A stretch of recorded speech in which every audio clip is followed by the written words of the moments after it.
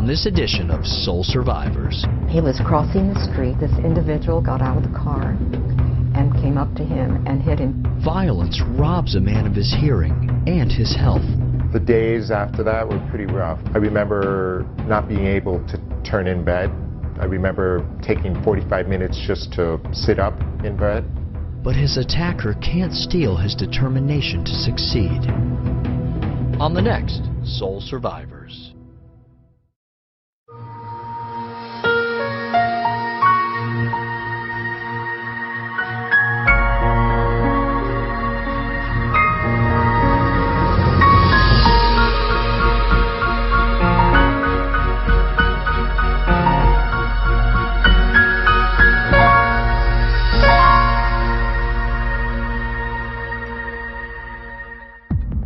What would you do if your ability to hear disappeared in the middle of a business presentation?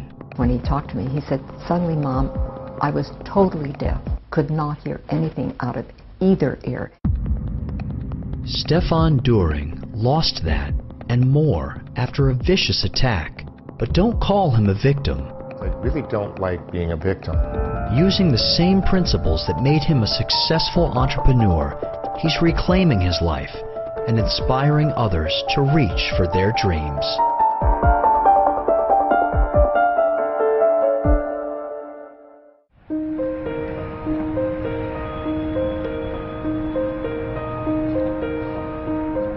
My name is Stefan Doering, and I live in Brooklyn, New York.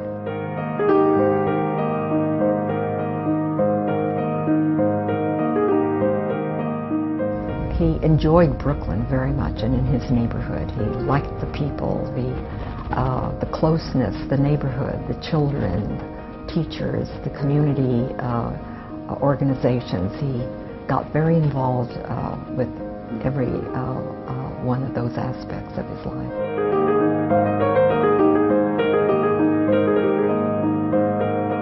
I was starting a new company, and man, I was on fire with that company.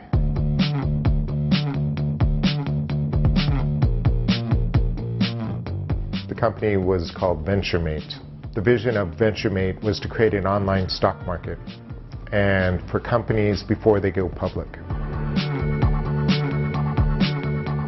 That company did really well from the perspective that we got a bunch of multimillionaires, billionaires as investors on my board of directors, and things were flying.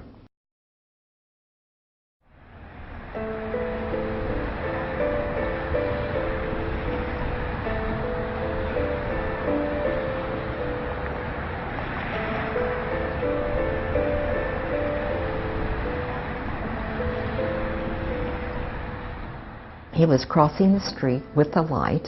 A car came and stopped rather short, close to him. It was against the light, so the car had to stop. But perhaps he stopped a little too close to my son, didn't hit him. And I'm sure my son was capable of saying a couple of expletives, and maybe he had said a couple of curse words. Here he is, 6'4", and lived in the city, and he probably expressed his annoyance like, "Be careful, what are you doing?" The witness on police record had said that this individual got out of the car and came up to him and hit him. Now, my son is 6'4", but this individual hit him so hard that he actually lifted Stefan up in the air, the impact. When he hit the pavement, he hit the curb, and that's what caused the concussion, and he was unconscious.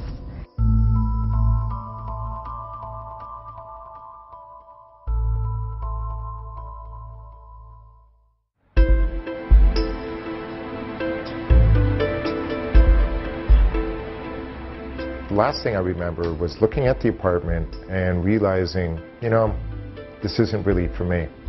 And going down the stairs to the street. That's the last thing I remember.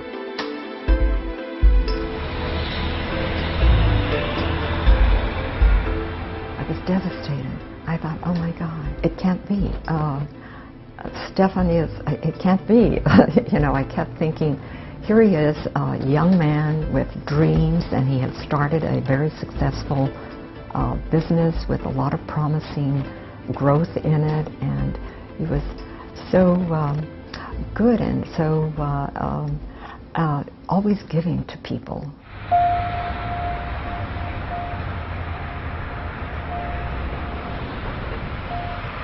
The days after that were pretty rough. I remember not being able to turn in bed. I remember taking 45 minutes just to sit up in bed. I remember waking up in the middle of the night with shooting pains going through my body. It just felt terrible. I remember looking in the mirror at my face, which was still very swollen. I remember not being able to speak as quickly as my mind was working.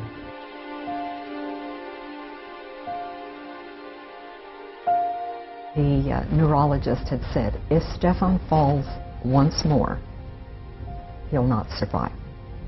So I always had this tight feeling in my chest and my throat that, oh, I've got to watch carefully, because he's going to survive, but he's not going to fall. I really couldn't walk. Walking, you know, downstairs, when you see stairs going down and they're double, it gets very confusing. It's always more difficult to go down. Yeah. Put both hands on the wall instead of the banister? No. Like this? Because that's what you wanted. Okay.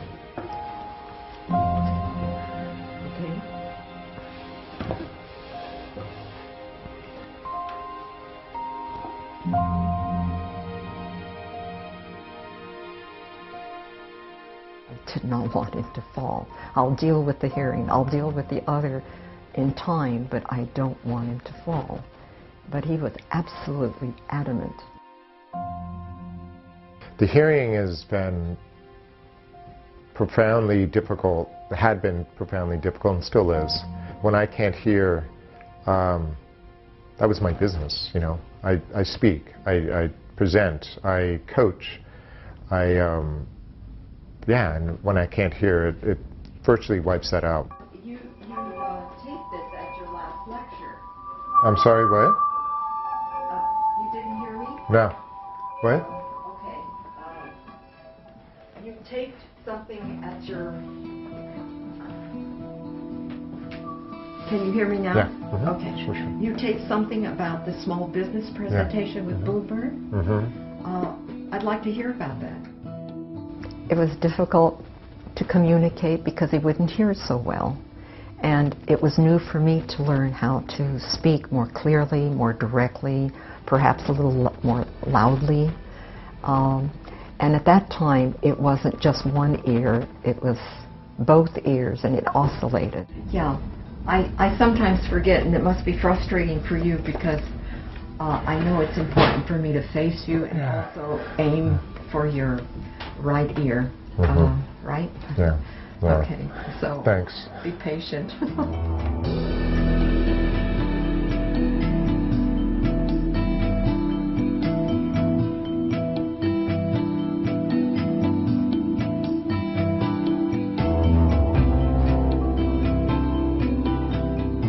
I've also got this powerful headset for my telephone. It's an amplifier for my headset for my telephone, since I'm on the phone so much.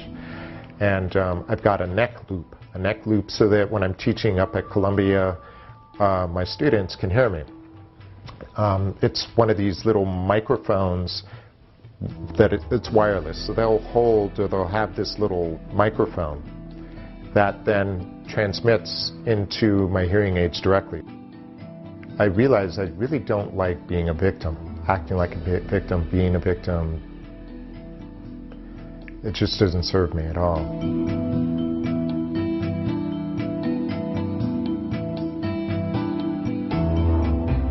For a while, I was like, I'm going to find this guy. And we found him. We actually did find him. And I know his name. I know where he lives. The only reason why I was interested in a criminal case was that so he wouldn't do this again to somebody else. Once the criminal case disappeared, there was still a very solid civil case, for what he had done to me. But that's when the spiritual side of me kicked in.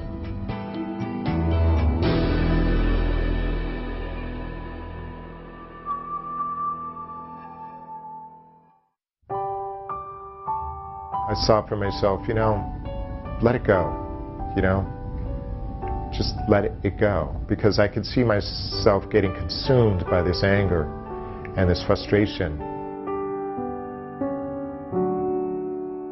He had pursued it with a private investigator. This investigator had learned a lot, but because it happened in New York City, but I understand the individual lived in another area outside of the city, they had no legal right to call that individual in and have be questioned and so forth. He was very determined. I never can remember him coming home or at home saying, "I'm so fed up. I'm going to give up." He never expressed feeling sorry for himself. If anything, he dug his heels in. And I thought, my God, he's got more faith in him than I have in him. And I began to feel badly, if not guilty. When somebody says I can't do something, that's a challenge. Oh yeah, watch this. So when doctors said I might never be able to walk again, oh yeah, watch this. And I didn't want to walk, I wanted to run. I wanted to show them that they were wrong. When you go through what I've gone through, you have a lot of time to spend with yourself. I believe one of the reasons for this experience was being more patient with the world. More accepting, more loving, more caring, more embracing of people. And particularly myself.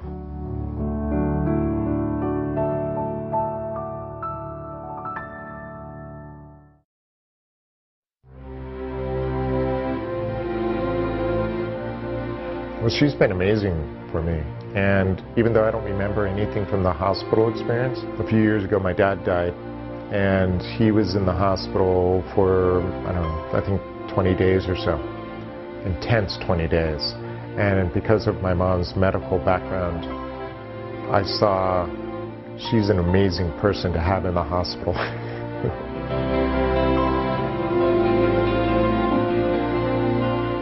When I was living at home, she was extremely helpful with those things when I just was when my energy wasn't right, her just helping me with that was a godsend.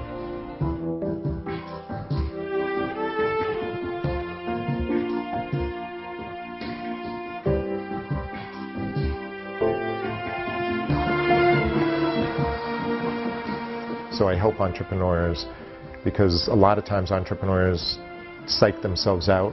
They get confronted, they don't have a team of people, they lack focus, they lack direction, whatever it is. So we take them, we help them create a 90-day goal, unreasonable goal, and we take them through this process to make sure that they put some sort of plan in place and get their support teams together and so on. Visualize 6 months from today. Where do you want to be? Where do you want your business, your career? What does that look like? June of this year. What does it feel like? What does it taste like? Hold on to that thought.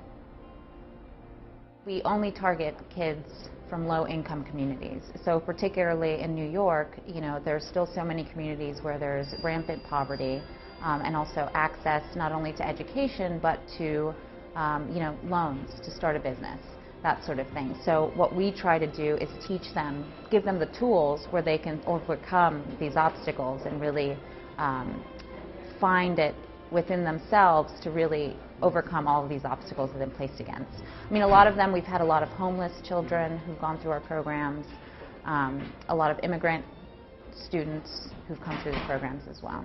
5 years out, I see myself probably proposing to my future wife. Also having maybe 1 or 2 schools in 2 different countries, inspiring as a motivational speaker, and seeing myself as somewhat of the next, one of the history makers in motivational speaking. So I went to my mastermind group and I said, all right guys, I want to create an unreasonable goal. Not only do I don't want to walk again, I want to run 5 miles in Central Park in 90 days. And so the job of the group is to support me in that. So they looked at each other for a long moment and said, okay, we'll support you in that. So I began to train, and I got frustrated a lot. Every time I fell, every time I was ready to give up on my dream of running again, they were there supporting me, helping me deal with my obstacles. So 87 days later, I was in Central Park with 22 of my friends and family. This is one of them. And to my doctor's amazement, I ran my 5 miles.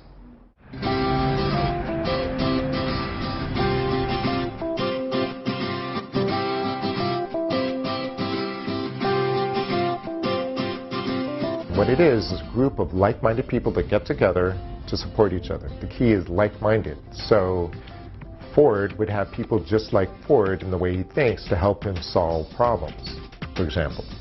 So I learned about this and I was like, I want one of those. So I co-created a mastermind group.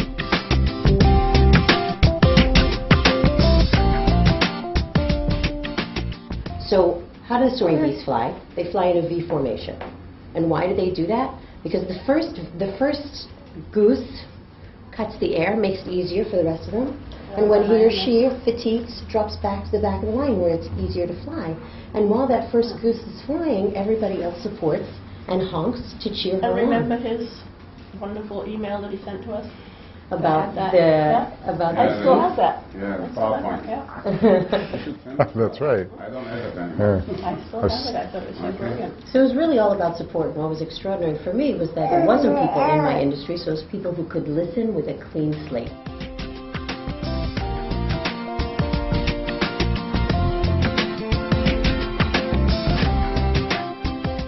He came into the meeting one day, it was the first time, and he said, my goal is within 90 days, I'm going to do a 5K run in Central Park. We all looked at him like, this guy's freaking crazy. There's no way. I mean, he had to be held walking into the room. He was so unstable. This group was really helpful in helping me stay focused.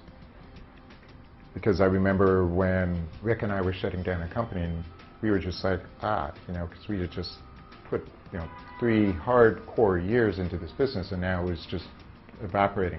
You guys were just like, okay, with Rick and with me, boom, this is what you got to do. Rick, if you have to drive cabs to make money, I remember you saying that to Rick. And sell his you have to, if you have to drive a cab to make money to pay your rent, do it. Don't be like, I'm too good to drive a cab.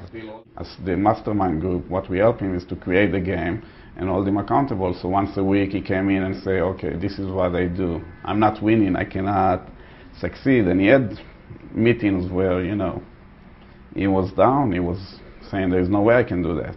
And, there were setbacks, but, basically he got a good support system, and at the end of the day, it came from him. I was attached to the idea that my book on getting paid to proofread would be published, and no publisher was interested in this book. And what came out of this 90-day game was, who needs a publisher for this?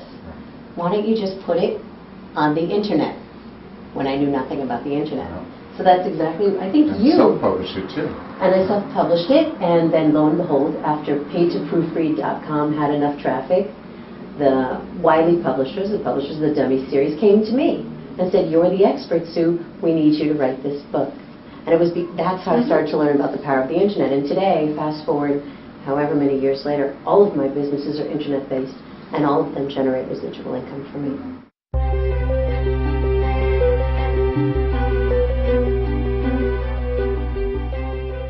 And I'll never forget him coming running down one of the lanes of Central Park. It wasn't a pretty picture, but it was beautiful because he was actually able to do it. I've heard this dozens of times. You're going deaf, you might never be able to walk again, or you can't do this anymore. If it doesn't feel right, then I'll say, okay, thank you for sharing, and I'm going to go at it the way I'm going to go at it. If you're dealing with a physical challenge, and it doesn't have to be physical to your body, but if it's physical to your life or to your environment or whatever, you can choose how you're going to manage it, coming from here and here.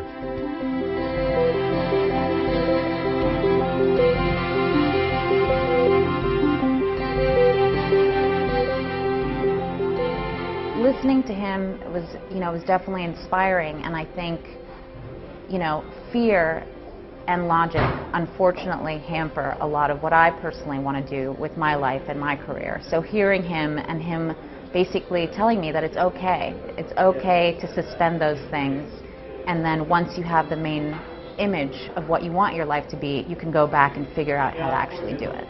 I'm deeply touched, and I'm so proud of my son that he achieved, and he's not content. He continues to grow.